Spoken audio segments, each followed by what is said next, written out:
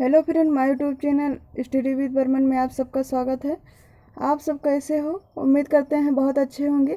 Friend, यदि आप UP triple S C PT exam या UP triple S C main exam बाल पोषण से एवं पुष्टाहार की तैयारी करना चाहते हैं तो हमारे चैनल से जुड़ जाइए। चैनल से जुड़ने के लिए करना होगा आपको छोटा सा काम यानी जो आपको रेड कलर का सब्सक्राइब बटन दिख रहा है उसे प्रेस करना होगा और साथ ही हमारा बेल आइकन को भी प्रेस करना होगा ताकि हमारे द्वारा आने वाला हर वीडियो आपको सबसे पहले मिल सके।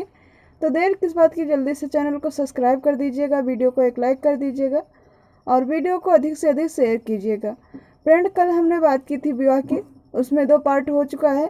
आज तीसरा पार्ट है, इसमें मुस्लिम विवाह की बात की जाएगी। सबसे पहले हमने विवाह की बात की थी, फिर हिंदू विवाह की बात की थी, आज मुस्लिम विवाह की बात की जाएगी। और यहीं पर आज आपका इस टॉपिक का विवाह संपन्न हो जाएगा, यानी ये टॉपिक आपका कंप्लीट हो जाएगा। फिर नेक्स्ट जो है उसे पढ़ेंगे। तो चलिए आज देखते हैं मुस्लिम विवाह में क्या है। इसमें से भी क्वेश्चन आपके एग्जाम में आएंगे, तो देखते हैं क्या है। मुस्लिम विवाह की परिभाषा सबसे पहले देखते हैं। रोलैंड के अनुसार विवाह एक समझौता है जो लैंगिक सहवास और बच्चों के पालन पोषण को कानूनी रूप देने के उद्देश्य से किया जाता है।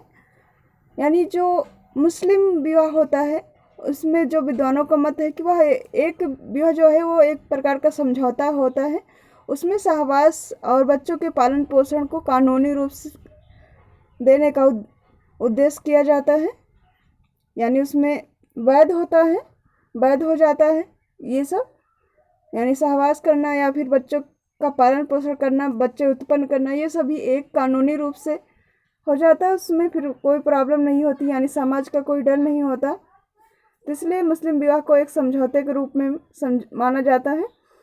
आगे देखेंगे हिदाया के अनुसार मुस्लिम, ये भी आपकी डिफिनीशन है। हिदाया के अनुसार मुस्लिम कानून से विवाह 2 विषमलिंगीय व्यक्तियों में किया गया बिना शर्त का समझौता है जो संभोग, प्रजनन और उत्पन्न संतानों को वैध करने के उद्देश्य से किया गया। जो ऊपर हमने बताया वही सेम इसमें है, यानी 2 विषमलिंगी यानी स्त्री और पुरुष जो 2 व्यक्ति होते हैं बिना कोई शर्त के समझौता करते हैं और संभोग, प्रजनन यानी बच्चे उत्पन्न करना और उन्हें पालन पोषण करना एक वैध रूप से, कानूनी रूप से उसका उद्देश्य होता है। आगे तीसरी डिफिनेशन है मुल्ला के अनुसार। मुस्लिम विवाह एक प्रकार का समझौता है जो संतान उत्पादन, पालन पोषण और उन्हें अवैध घोषित करने के उद्देश्य से किया जाता है। तीनों में सेम वही चीजें बताई गई हैं। आगे देखेंगे मुस्लिम विवाह की विशेषताएं। मुस्लिम विवाह एक समझौता है, ये आपको डिफिनेशन में भी मिल गया। सबसे पहले यही बोला जा रहा है कि मुस्लिम विवाह एक समझौता है। इसे सभ्य समझौता या नागरिक समझौता भी कहा जा सकता है। जिसे अभी आपको पूछा जाएगा कि 2-3 राइटर या विद्वान के नाम दे दिए जाएंगे और उसमें पूछा जाएगा कि मुस्लिम विवाह किस प्रकार क्या है, तो आपको वहां पर बताना होगा कि मुस्लिम विवाह एक समझौता है। उसके बाद दूसरा पॉइंट में है, विशेषता है दूसरी, इसे सभ्य समझौता या नागरिक समझौता कहा जा सकता है। तीसरी विशेषता है, इस समझौते का उद्देश्य संतान उत्पन्न करना है। दूसरे शब्दों में कहा जाए तो प्रजाति की निरंतरता को अस्थायी रखा जा सके, यानी वो लगातार चलती रहे पीढ़ी दर पीढ़ी, उसके लिए कहा जा रहा है। और चौथी विशेषता ये है कि दोनों पक्षों में से कोई भी जब इस समझौते की शर्तों का पालन नहीं करेगा तो यह समझौता समाप्त किया जा सकता है। यानी जब 2 विषमलिंगी एक साथ रह रहे हैं, अगर उनमें कोई भी प्रॉब्लम हो रही या वो साथ रहने को मंजूर नहीं है तो वहाँ पर यह समझौता को समाप्त भी किया जा सकता है, यानी तलाक भी लिया जा सकता है। पांचवी विशेषता है इसकी मुस्लिम विवाह की। मुसलमानों में विवाह का उद्देश्य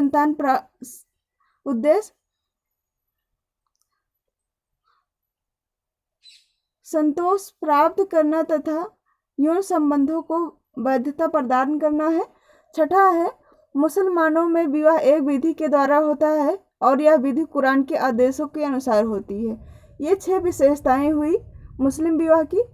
आगे देखेंगे मुस्लिम विवाह के आवश्यक तत्व। जिस प्रकार हिंदुओं में विवाह, यहाँ रहेगा विवाह,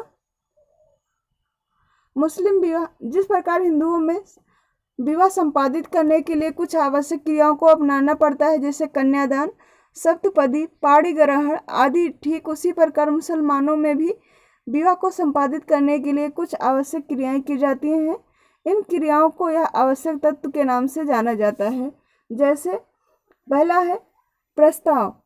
जब वर पक्ष की ओर से वधु पक्ष की ओर विवाह का प्रस्ताव भेजा जाता है, यदि वधु पक्ष की ओर से विवाह अस्वीकार कर दिया जाता है तो विवाह का प्रश्न ही नहीं पैदा होता है। इसके विपरीत यदि विवाह प्रस्ताव को स्वीकार कर लिया जाता है तो वैवाहिक प्रक्रिया आगे गतिशील रहती है। जैसे वर्तमान समय में आप देख सकते हो, अरेंज मैरिज आप एक नॉर्मल बेस पर इसमें जान सकते हो। जैसे आपका जो मध्यस्थ वाला होता है, जो व्यक्ति जाके विवाह के लिए आपको प्रस्ताव भेजता है, यदि आपको पसंद आता है आपकी वर लड़की के लिए, लड़के के लिए, तो वो वहाँ पर स्वीकार किया जाता है तो आगे क्रियाएं चलती हैं, उसमें जो भी विधि होती है। अगर नहीं स्वीकार होता है, नहीं पसंद होता है, तो वहीं पर बंद हो जाता है, उसके आगे कोई कुछ नहीं कहता है। आगे है मध्यस्थ। वही जो इस मध्यस्थ में देखेंगे, यह प्रस्ताव एक के द्वारा भेजा जाता है जो प्रायः मध्यस्थ होता है और दोनों पक्षों में समझौता कराने को उत्सुक रहता है। सामान्य तथा बूढ़ी महिलाएं मध्यस्थ का कार्य करती हैं। मुस्लिमों में जो है महिलाएं ये कार्य ज़्यादा करती हैं, ऐसा इसमें बताया जा रहा है। यानी दोनों पक्षों को मिलाने के लिए ये कार्य जो है महिलाएं करती हैं, प्रस्ताव विवाह के लिए। और तीसरा है स्वीकृति। वर पक्ष की ओर से प्रस्ताव आता है और उस पर वधु पक्ष वाले विचार करते हैं। यदि उसे उचित समझते हैं तो अपनी स्वीकृति भेज देते हैं, अन्यथा प्रस्ताव अस्वीकार कर दिया जाता है। ये तो आप सबको पता है। यानी जब आपको पसंद आता है तभी आप उसके लिए हाँ करते हो, नहीं तो आप मना कर देते हैं। तो वही सेम बताया जा रहा है। आगे है साक्षी। मुस्लिम विवाह के लिए 2 साक्षियों का होना आवश्यक है। यह साक्षी मुल्ला और मौलवी आदि हो सकते हैं। आगे है मेहर। मेहर को सरल शब्दों में यहाँ वहाँ पर ये रहेगा वधु। वधु मूल्य कहा जा सकता है। मेहर 4 प्रकार के होते हैं। तो यहाँ पर देखिएगा, जो मेहर आपके काफ़ी पूछा जाता है। जैसे इसमें मेहर को सरल शब्दों में कहा जाए तो वधु मूल्य, यानी लड़की का मूल्य लेते हैं। आगे है निकाह। निकाह मुस्लिम विवाह का प्रमुख आधार है। इसके अभाव में विवाह संस्कार पूरा नहीं होता है। निकाह सरल शब्दों में मंत्रों को कहा जा सकता है। निकाह करने का कार्य मौलवी, काजी आदि के द्वारा होता है। इस समय पर वर और वधु एक रजिस्टर पर हस्ताक्षर भी करते हैं। इन हस्ताक्षर का प्रभावीकरण 2 साथियों के द्वारा होता है। साथियों या साक्षियों के द्वारा होता है। जो उसके साथ में होते हैं वो भी उस पर हस्ताक्षर करते हैं, साइन करते हैं, ताकि वो साक्षी रहें इस विवाह के या निकाह के। आगे रहेगा ख्याल उल बुल्गु। मुसलमानों में ख्याल उल बुल्गु नामक एक प्रथा पाई जाती है। विधवा विवाह। मुसलमानों को विधवाओं को दूसरा विवाह करने की स्वतंत्रता रहती है। तलाक को सरल शब्दों में विवाह विच्छेद कहा जाता है। मुसलमानों में तलाक की छूट रहती है और इसे वैधानिक माना जाता है। अभी इस पर ही काफ़ी दिनों से एक केस चल रहा था 3 तलाक को लेकर सरकार द्वारा। इसमें काफ़ी संघर्ष किया गया है महिलाओं द्वारा, लेकिन उन्हें सफलता मिली है। तो इस प्रकार आज का रहा मुस्लिम विवाह, जिसमें आपको मेन पॉइंट याद रखना है। इसमें मुस्लिम विवाह की विशेषताएं क्या होती हैं, उद्देश्य क्या होते हैं, और डिफिनीशन थोड़ी बहुत याद रखनी है किसके अनुसार क्या है। 1-2 तो मुल्ला वाली तो मुझे अच्छे से याद है, ये पूछी ही जाती है। बाकी 2 जो ऊपर हैं इन्हें भी याद रखिएगा।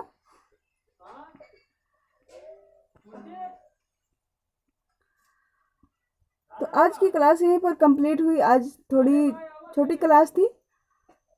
कल मिलते हैं परिवार के साथ, यानी आपके इस टॉपिक पे पहला था आपका इसमें जो महिला मुख्य सेविका के ऊपर था, उनकी जिम्मेदारियां एवं कार्य के लिए। और दूसरा आपका है इसमें क्या कह सकते हैं, विवाह है, परिवार है, और आगे जाति से संबंधित ऐसे ही है। तो इन सभी पर बात करेंगे। तो इसमें आज हमने विवाह पर बात कंप्लीट कर ली, कल हम बात करेंगे परिवार की। तो कल की क्लास देखने के लिए तैयार रहिएगा, बहुत ही इम्पोर्टेंट क्लास होगी कल। तो मिलते हैं नेक्स्ट क्लास में। जाते जाते आपसे एक रिक्वेस्ट है कि चैनल पर पहली बार आए प्लीज़ चैनल को सब्सक्राइब कर दीजिएगा, वीडियो को एक लाइक कर दीजिएगा और वीडियो को अधिक से अधिक शेयर कीजिएगा।